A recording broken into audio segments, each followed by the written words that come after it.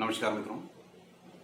इस नई श्रृंखला में हम स्व प्रबंधन और जीवन प्रबंधन की कुछ बातें करना चाहते हैं और खास तौर पे श्रीमद् भगवद गीता के संदर्भों में अनेक स्थितियां, परिस्थितियां, घटनाएं इस तरह से लगातार बही है उसमें उनके अगर हम डिकोड करें तो आध्यात्मिक संदर्भों के अलावा हमारी डे टू डे लाइफ में बहुत कुछ हमें मार्ग प्रशस्ति होती है, मार्गदर्शन प्राप्त होता है। चाहे हम कारपोरेट में हो, हमारी यात्रा बहिर्मुख हो या अंतर्मुख हो, अध्यात्म की दिशा में हमारी यात्रा चल रही हो या जगत की ओर हमारी यात्रा चल रही हो, लेकिन श्रीमद् भगवद गीता के जो सूत्र हैं, जो उसमें बहुत सी बातें हैं, स्थितियां हैं, वो सतत हमारा मार्ग प्रशस्त करती हैं किसी भी दिशा में हमारी यात्रा हो। संदर्भ यह है कि युद्ध के लिए सेनाएं सज्ज हैं। अर्जुन आग्रह करते हैं श्री कृष्ण से कि रथ को दोनों सेनाओं के मध्य खड़ा करें। एक अजीब स्थिति है जबकि दोनों पक्ष तैयार हैं, शंख बज चुके हैं, भीम की और दुर्योधन की तो भुजाएं फड़क रही हैं और अर्जुन इस समय ये कहते हैं कि मुझे मध्य में खड़ा करें। यही स्थिति हम सबके साथ होती है जीवन में, किसी निर्णय के पहले, किसी चुनौती या किसी संघर्ष के पहले अगर हम बगैर सोचे विचारे उससे निपटने में लग जाते हैं तो हमारी स्थिति भी दुर्योधन या भीम से अलग नहीं होती।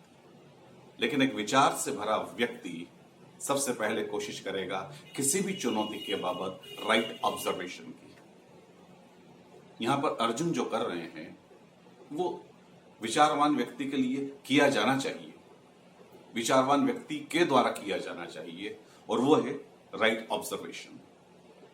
राइट ऑब्जर्वेशन देखें हमारी चुनौती क्या है, हमारी क्षमता क्या है, किससे हमें भिड़ना है, लड़ना है, किस चुनौती का हमें सामना करना है। यह राइट ऑब्जर्वेशन जीवन के हर आयाम में जरूरी है। लेकिन इस राइट ऑब्जर्वेशन के खतरे भी। सवाल यह है कि जो व्यक्ति ऑब्जर्व कर रहा है उसका ऑब्जर्वेशन किस तल से आ रहा है। कहीं वो ऑब्जर्वेशन प्रोजेक्शन तो नहीं है। समझेंगे इसे। किसी चुनौती को अगर हम अतीत के अनुभवों से, किताबी ज्ञान के आधार पर ऑब्जर्व करने की कोशिश करते हैं तो वहां हमारा पूर्वाग्रह हावी होता है। वहां ऑब्जर्वेशन नहीं होके प्रोजेक्शन बन जाता है और जो हम पहले से समझे हुए हैं उसी चीज को वहां देखने लगते हैं। वहां शत्रु कौन है ये नहीं देखता व्यक्ति, वहां शत्रु दिखने लगता है।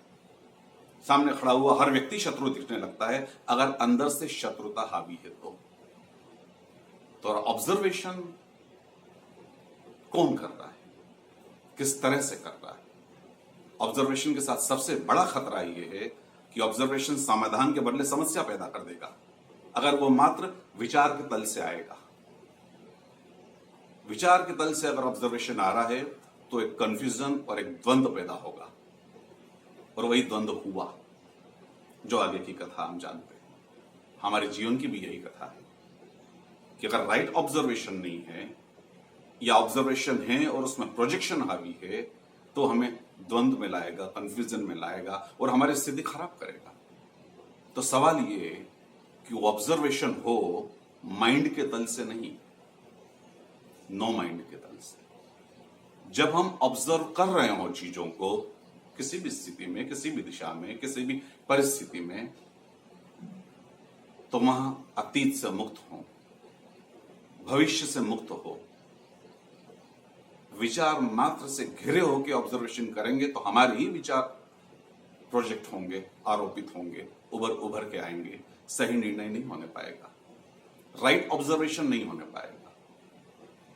तो जब हम विचारों से मुक्त होके, चाहे लौकिक ऑब्जर्वेशन हो, विचारों की दिशा से मुक्त होके अगर हम ऑब्जर्व करते हैं तो वहां सही ऑब्जर्वेशन होता है, सही निर्णय की स्थिति बनती है और वो सही निर्णय सही निष्पत्ति पे हमें ले जाता है। सवाल ये है कि नो माइंड आएगा कैसे? जी हाँ, वहीं अर्जुन को भगवान श्री कृष्ण की जरूरत होती है। वहीं इस लोक में हमें जरूरत होती है उस अध्यात्म की दिशा की, उस मेडिटेशन के सहारे की। किसी भी रूप में, किसी भी तरह का मेडिटेशन का सूत्र अगर हमने पकड़ा है तो हमारा ऑब्जर्वेशन साफ होने लगेगा, अतीत की धुंध वहां से हटने लगेगी, भविष्य के सपने वहां पर हावी नहीं होंगे और वर्तमान क्षणों में ठहर के किसी चीज के बाबत अगर हम विचार करते हैं गंभीरता से, तो फिर वो विचार सही विचार होता है, सही दिशा में ले जाता है, सही निष्पत्ति पे ले जाता है। तो चाहे लौकिक संदर्भ हो, कॉरपोरेट हो, विद्यार्थी हो, वो अपने भविष्य के बाबत कुछ विचार कर रहे हो, या डे टू डे लाइफ में हमारी स्थितियां हो, राइट ऑब्जर्वेशन पहली जरूरत है। लेकिन राइट ऑब्जर्वेशन कैसे हो, इस बारे में कुछ मैंने निवेदन किया, विचारणीय है।